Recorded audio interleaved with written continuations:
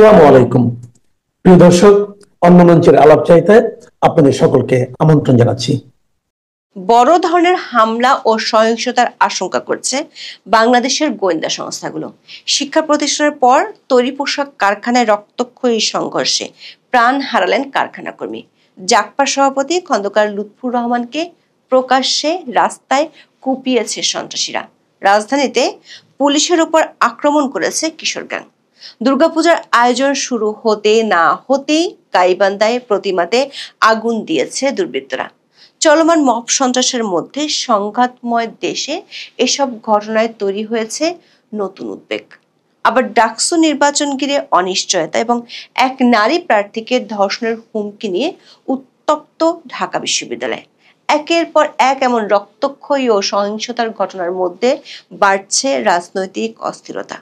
কার্যক্রম নিষিদ্ধ থাকা আওয়ামী লীগ ও তার অঙ্গ সংগঠনগুলো সহসাই বড় আকারে মাঠে নামতে পারে এমন খবর আছে গোয়েন্দাদের কাছে। সব মিলিয়ে গোয়েন্দাদের আশঙ্কা পরিস্থিতির আরও অবনতি ঘটতে পারে। সে কারণে কন্ট্রোল রুম থেকে বিশেষভাবে অ্যালার্ট থাকার বার্তা পেয়েছে রাজধানী ঢাকা সহ সারা দেশের পুলিশ। স্বরাষ্ট্র মন্ত্রণালয়ের কোর কমিটির এক সভা শেষে এমন বার্তা দেওয়া হয়েছে। গত 28 আগস্ট থেকে সরকার ও প্রশাসনের নিয়ন্ত্রণের বাইরে চলে গেছে পরিস্থিতি। প্রশ্ন হলো, কেন এমন নিয়ন্ত্রণহীন অবস্থা? কেন শান্তিতে নোবেল জয়ী ডক্টর মোহাম্মদ ইউনূসের শাসনামলের প্রতিটি দিন এমন অস্থিরতা অনিশ্চয়তার মধ্যে দিন পার করতে হচ্ছে বাংলাদেশের? পুলিশের সূত্রগুলো বলছে, নির্বাচন নিয়ে রাজনৈতিক অবিশ্বাস বেড়ে যাওয়ায় সহিংস ঘটনা আরো বাড়তে পারে। থানা থেকে লুট হওয়া অস্ত্রের ব্যবহার এবং জেল পলাতক জঙ্গিদের দিক থেকে যে কোনো ধরনের নাশকতামূলক কর্মকাণ্ডের আশঙ্কা রয়ে গেছে। এমন পরিস্থিতিতে দিকবিদিক শূন্য হয়ে পড়েছেন অধ্যাপক ইউনূস ও তার ঘনিষ্ঠজনরা। একটি পক্ষ নির্বাচন বানচাল করতে চায়, এমন রব তুলে যে আর কাজ হবে না সেটিও বুঝে গেছে তারা। তার কারণও বেশ চমক জাগানো। বিস্তারিত জানতে চলুন যাওয়া যাক বিশ্লেষণে।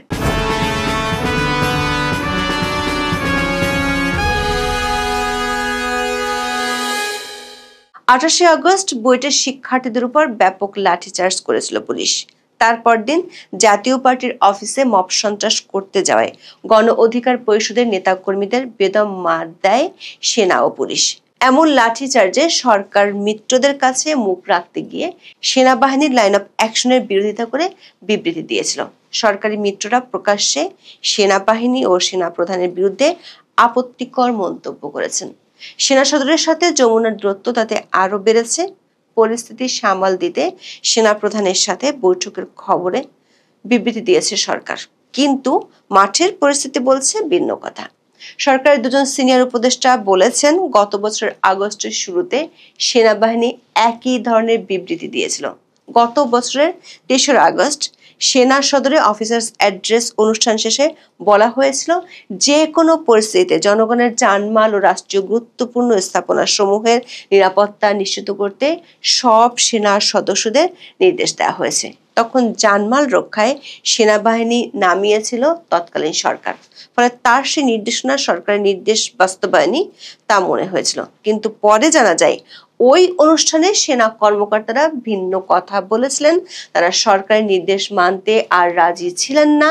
অথচ তার পরদিনও আইএসপিআর এর বরাতে আসা বিবৃতিতে আওয়ামী লীগ সরকার আরোপিত কারফিউ মেনে চলতে জনসাধারণকে আহ্বান জানিয়েছিল সেনাবাহিনী।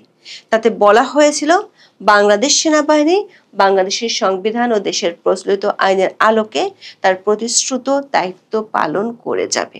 অথচ তার পরদিন পাশার টান উল্টে গেলে সংবিধান মূল্যহীন হয়ে পড়ে, কিন্তু সেই প্রক্রিয়ায় সহযোগিতা করে যেতে হচ্ছে সেনাবাহিনীকে। 1 সেপ্টেম্বর সরকারের সিনিয়র কয়েকজন উপদেষ্টার বৈঠকে দেশের আইন শৃঙ্খলা পরিস্থিতি নিয়ে উদ্বেগ জানানো হয়। চট্টগ্রাম, রাজশাহী ও কৃষি বিশ্ববিদ্যালয় হঠাৎ করে উত্তপ্ত হয়ে পড়ায় চিন্তিত হয়ে পড়ে সরকারের ঘনিষ্ঠরা। চট্টগ্রাম ও রাজশাহীর পরিস্থিতি কিছুটা ঠান্ডা হলেও 2 সেপ্টেম্বর কৃষি বিশ্ববিদ্যালয়ের শিক্ষার্থীরা সারা দিন ঢাকা ময়মনসিংহ রেল লাইন অবরোধ করে রাখে। এর মধ্যে 1 সেপ্টেম্বর রাতে জাতীয়তাবাদী সমমনা জোটভুক্ত জাতীয় গণতান্ত্রিক পার্টির বা জাকপার সভাপতি খন্দকার লুৎফর রহমানের উপর হামলা হয়েছে। হামলাকারী দুর্বৃত্তরা তাকে কুপিয়ে গুরুতর আহত করেছে। রাজধানীর বিজয়নগরে আল রাজি কমপ্লেক্সে গণ অধিকার পরিষদের কেন্দ্রীয় কার্যালয় সর্বদলীয় বৈঠক শেষে বেরিয়ে রাস্তা পার হওয়ার সময় তার উপর হামলা হয়। তার কয়েক ঘন্টা পর রাজধানীর আদাবরে কিশোর গ্যাংয়ের হামলায় এক পুলিশ সদস্য গুরুতর আহত হয়েছেন। অন্যদিকে সিনিয়র উপদেষ্টাদের এক বৈঠকে সামনের দুর্গাপূজার নিরাপত্তা নিয়ে আলোচনা হয়েছিল। এর আগে প্রধান উপদেষ্টার প্রেস সচিব শফিকুল আলম মাত্র 2 দিন আগে বলেছিলেন, সেপ্টেম্বরের শেষ সপ্তাহে দুর্গাপূজা ঘিরে সরকার সতর্ক রয়েছে। প্রেস সচিবের এই বক্তব্যের 48 ঘন্টা না যেতেই গাইবান্ধার সাদুল্লাপুর উপজেলার একটি মণ্ডপে প্রতিমায় আগুন দেওয়ার ঘটনা ঘটেছে। 1 সেপ্টেম্বর দেয়া আগুনে দুর্গাসহ বিভিন্ন প্রতিমা এবং সরঞ্জাম পুড়ে যায়। এই ঘটনার 24 ঘন্টা পরেও অপরাধীদের চিহ্নিত করতে পারেনি প্রশাসন। দেশে নানামুখী অস্থিরতার মধ্যে এখন নতুন উদ্বেগ তৈরি করছে দুর্গাপূজার প্রস্তুতির উপর আঘাত। অন্তর্বর্তী সরকার ক্ষমতা আসার পর গত বছরও ঘটেছিল বিভিন্ন ঘটনা। এবারও দেখা যাচ্ছে অপ্রীতিকর ঘটনার আলামত। 1 সেপ্টেম্বর এসব ঘটনার পর 2 সেপ্টেম্বর ভোরের আলো ফুটতে উত্তাল হয়ে পড়ে নীলফামারী জেলার উত্তরা ইপিজেডে সেনাবাহিনী ও পুলিশের সঙ্গে শ্রমিকদের সংঘর্ষ শুরু হয় সকালে। এ সময় ভেঞ্চুরা লেদার ম্যানুফ্যাকচারিং কোম্পানির শ্রমিক হাবিব ইসলাম গুলিতে মারা যান। আইন শৃঙ্খলা বাহিনীর সদস্যদের সঙ্গে দফায় দফায় হয় শ্রমিকদের সংঘর্ষ। শ্রমিকেরা নীলফামারী সৈয়দপুর সড়কে অবস্থান নিলে বন্ধ হয়ে যায় যান চলাচল। সারাদিনই এলাকায় ছিল তীব্র উত্তেজনা। গার্মেন্টসের এই ঘটনার পর সরকারের চিন্তা আরো বেড়েছে, কারণ অধ্যাপক ইউনূসের শাসনামলে দেশের গার্মেন্টস খাত আর শ্রমিকরা সবচেয়ে বেশি শোষণের শিকার হয়েছে। এই খাতের শ্রমিকদের মধ্যে প্রচন্ড ক্ষোভ আছে। দেশের শ্রমিক নিরাপত্তার ভয়াবহ চিত্র উঠে এসেছে Bangladesh institute of leather studies বা বিলসের এক প্রতিবেদনে। গত এপ্রিলে তাদের এক প্রতিবেদনে বলা হয়, জানুয়ারি ও ফেব্রুয়ারিতে কর্মক্ষেত্রে প্রাণ হারান 213 শ্রমিক। শুধু হতাহতের ঘটনা নয়, লাখ লাখ শ্রমিক বেকার হয়ে গেছে। এমন পরিস্থিতিতে 2 সেপ্টেম্বর স্বরাষ্ট্র মন্ত্রণালয়ের কোর কমিটির সভা অনুষ্ঠিত হয়েছে। সভায় অংশ নেয় একাধিক পুলিশ কর্মকর্তা জানান, ওই সভা শেষে পুলিশ সদর দপ্তর থেকে সব জেলার পুলিশ সুপার বা এসপি রেঞ্জ ডিআইজি ও মেট্রোপলিটন এলাকার পুলিশ কমিশনারদের বিশেষভাবে সতর্ক থাকার নির্দেশ দেওয়া হয়েছে। কন্ট্রোল রুম থেকে বলা হয়েছে অ্যালার্ট থাকতে। সংশ্লিষ্টরা বলছেন, পরিস্থিতি যে নাগালের বাইরে চলে গেছে এটি সরকারের উপর মহল বুঝতে পারছে। মব সন্ত্রাস ঠেকাতে হলে সরকারকে তার মিত্রদের বিরুদ্ধে কঠোর হতে হবে, কিন্তু সেটি করতে গেলে সরকার উল্টো পুলিশ ও সেনাবাহিনীকে দোষ দিচ্ছে। কয়েকজন পুলিশ কর্মকর্তা জানান, যা ঘটছে তার বেশি কিছু হওয়ার আশঙ্কা করছে গোয়েন্দারা। এর 3টি কারণ আছে। প্রথমত, নির্বাচন নিয়ে সরকারের মিত্রদের মধ্যে অস্থিরতা বেড়েছে। দ্বিতীয়ত, কার্যক্রম নিষিদ্ধ থাকা আওয়ামী লীগ ও এর অঙ্গ সংগঠনগুলো বড়সড় শোডাউন করতে পারে। তৃতীয়ত, গত বছরের 5ই আগস্ট থানা থেকে লুট হওয়া অস্ত্রগুলো এখনো উদ্ধার হয়নি। জেল পলাতক জঙ্গি ও সন্ত্রাসীদের সরকার ধরতে পারেনি। তাদের কেউ কেউ সরকারের চোখের সামনে মিছিল সমাবেশ করলেও সরকার না দেখার ভান করছে। একদিকে অস্ত্র আর একদিকে জঙ্গি, এই দুই মিলে ভয়ঙ্কর পরিস্থিতি তৈরি করতে পারে। সরকারের 2জন সিনিয়র উপদেষ্টা বলেছেন, সরকারের হাত থেকে তার মিত্ররা ছুটে যাওয়ায় পরিস্থিতি বেশি ঘোলাটে হয়ে গেছে। নির্বাচন নিয়ে পরিস্থিতি সরকারের নাগালের মধ্যে নেই। এতদিন সরকারের 2 বড় মিত্র ছিল জামাত ইসলামী ও কিংস পার্টি এনসিপি।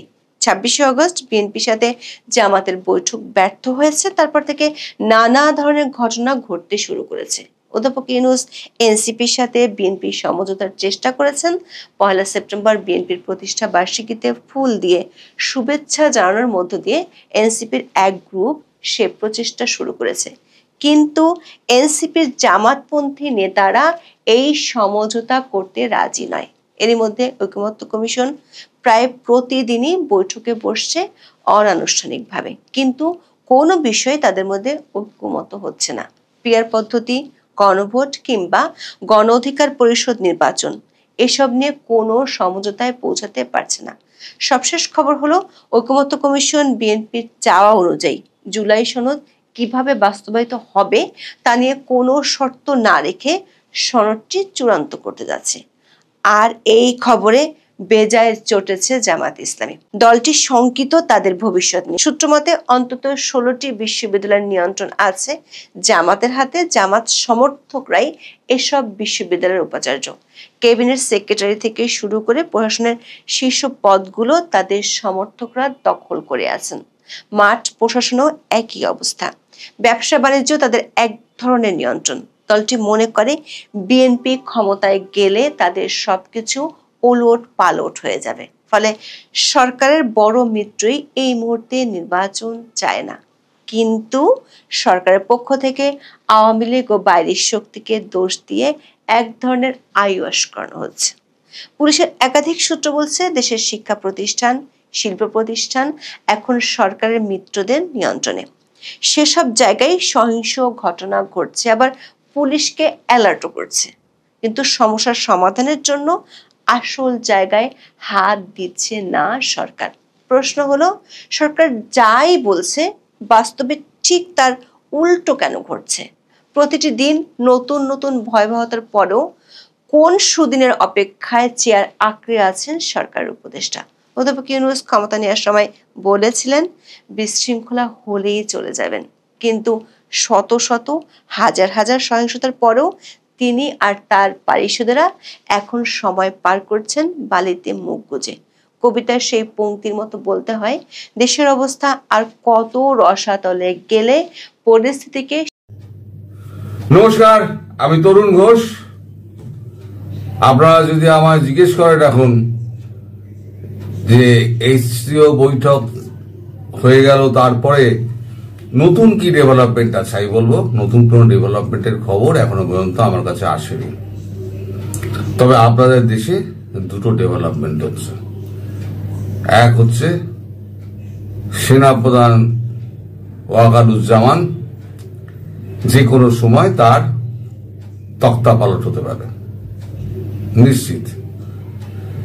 এখন তিনি ভারতের কথা শুনে দৌড়দৌড়ি করছেন নাকি নিজের গর্দান বাঁচানোর জন্য দৌড়দৌড়ি করছেন, সেটা এখন বড় প্রশ্ন। সেটা ভবিষ্যৎ বলে দেবে। আর একটা খবর হচ্ছে ডক্টর মোহাম্মদ ইউনূস তিনি প্রাণান্তকর চেষ্টা করছেন বিভিন্ন দেশে যোগাযোগ করার। ফ্রান্স, ইটালি, জার্মানি, তারপর আপনার কি বলে স্পেন, যে কোনো একটা ইউরোপিয়ান দেশে গিয়ে তার থাকার জন্য ব্যবস্থা করবেন, এরকম একটা চেষ্টা উনি করছেন। অলরেডি ফ্রান্স না করে দিয়েছে, ইটালির মেনোলি না করে দিয়েছে, জার্মান চ্যান্সেলর না করে দিয়েছে। এখন বাকি রইল আর 2-4টে দেশ। কিন্তু ইউএই আর আপনার সৌদি আরব এরা না করেছে কি করেনি সেই খবর এখনো পর্যন্ত আমাদের কাছে এসে পৌঁছায়নি। তবে উনি প্রাণান্তকর চেষ্টা করছেন। এদিকে দেশের মিডিয়াকে দিয়ে এমন ভাবে একটা প্রচার করছেন যেন কিছুই ঘটেনি, কিছুই হবে না, এরকম একটা উনি একটা পরিবেশ তৈরি করার চেষ্টা করছেন। সেখানে বড় খিলাড়ি হচ্ছে গিয়ে ওই ডাস্টবিন শফিক। তিনি এখন এই পুরো মিডিয়াকে কন্ট্রোল করছেন। আর একটা নতুন খবর যেটা আপনাদের চোখের সামনে তৈরি হচ্ছে, আপনারা কতটা ধরতে পারছেন কতটা ধরতে পারছেন না তা আমি জানি না, কিন্তু একটু খেয়াল করলেই বুঝতে পারবেন যে আপনাদের চোখের সামনে কিছু একটা পরিবর্তন হচ্ছে। ভোরের আলো ফুটতে লেগে গেছে, নতুন সূর্য, আলো দাও আলো দাও। আমি দুটো ভিডিও আপনাদের দেখাই। আগে তো চুপি চুপি হতো, মিছিল এখন দিনের বেলা হচ্ছে, রাতের বেলা হচ্ছে আওয়ামী লীগের মিছিল। আমি বলেছিলাম না, এ হচ্ছে গিয়ে এখন সংক্রমণ ব্যাধির মতো ধীরে ধীরে ধীরে ধীরে ছড়িয়ে পড়বে। সামনের দিনগুলোতে আরো বেশি হবে, আপনারা একটু ওয়েট করুন। 6 মাস আগে পর্যন্ত মানুষ আমায়, অতি বড় আওয়ামী লীগ আমায় প্রশ্ন করতেন, আপনি কি করে বলছেন এই কথাগুলো? তখন আমি বলেছিলাম সময় বলে দেবে। কেন বলে দেবে সময়, সেটা আমি বলছি, কিন্তু আগে ভিডিও দুটো দেখুন।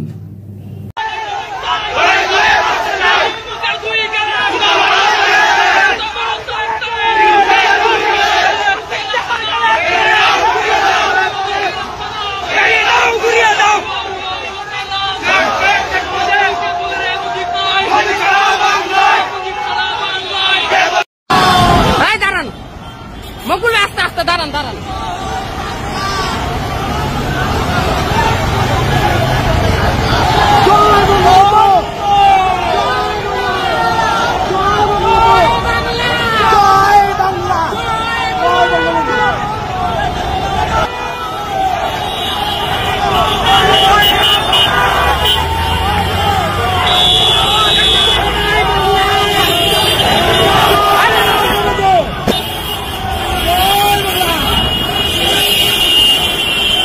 এখন বুঝতে পারছেন, আগে রাতে হতো, ঝটিকা মিছিল হতো, এখন ঢাকার বুকে, নারায়ণগঞ্জের বুকে বিশাল এখন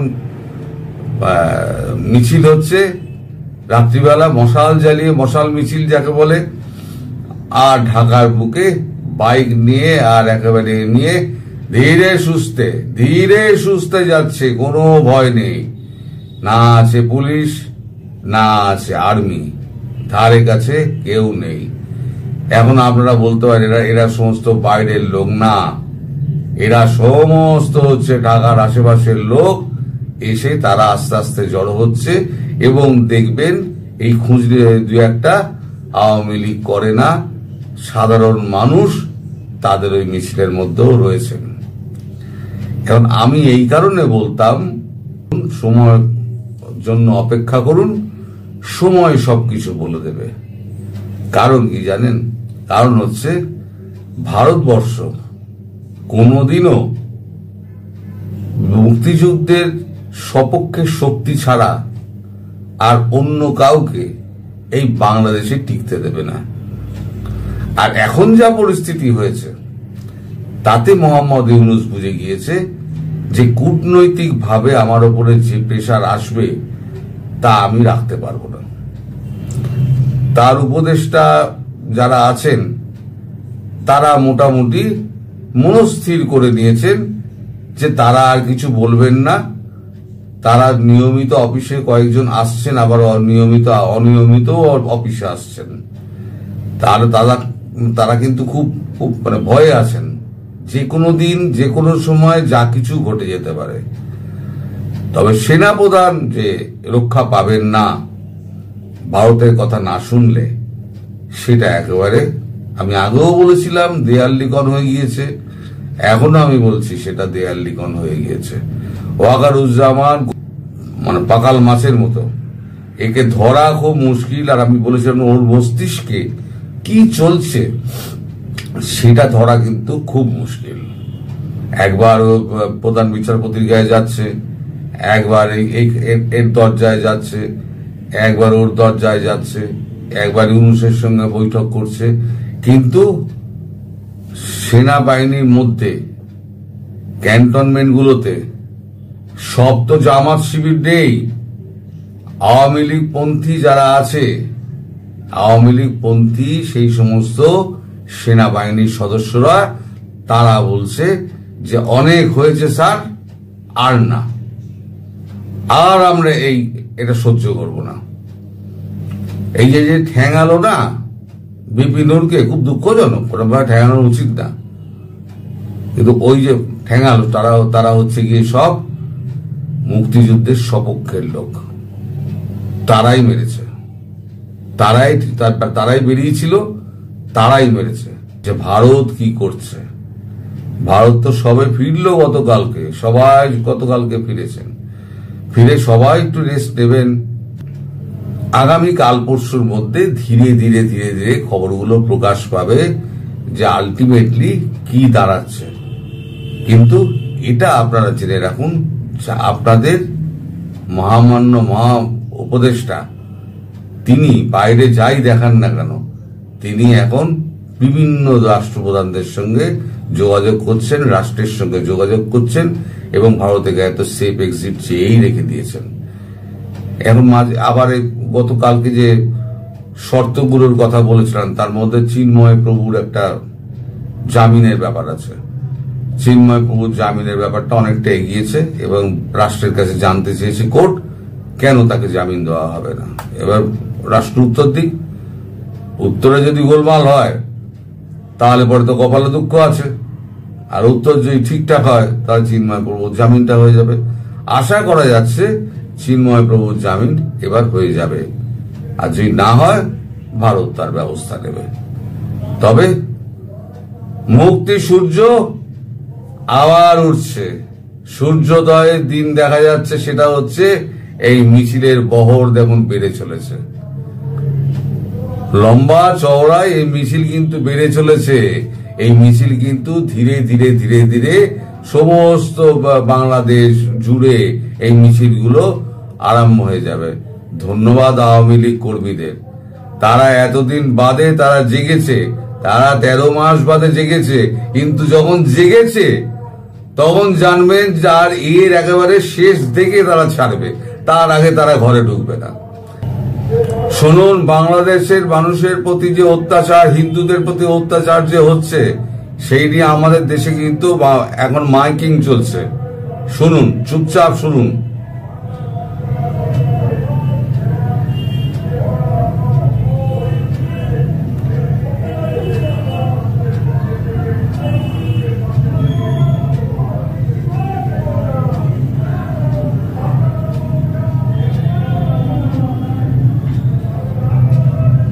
পুরো বাংলা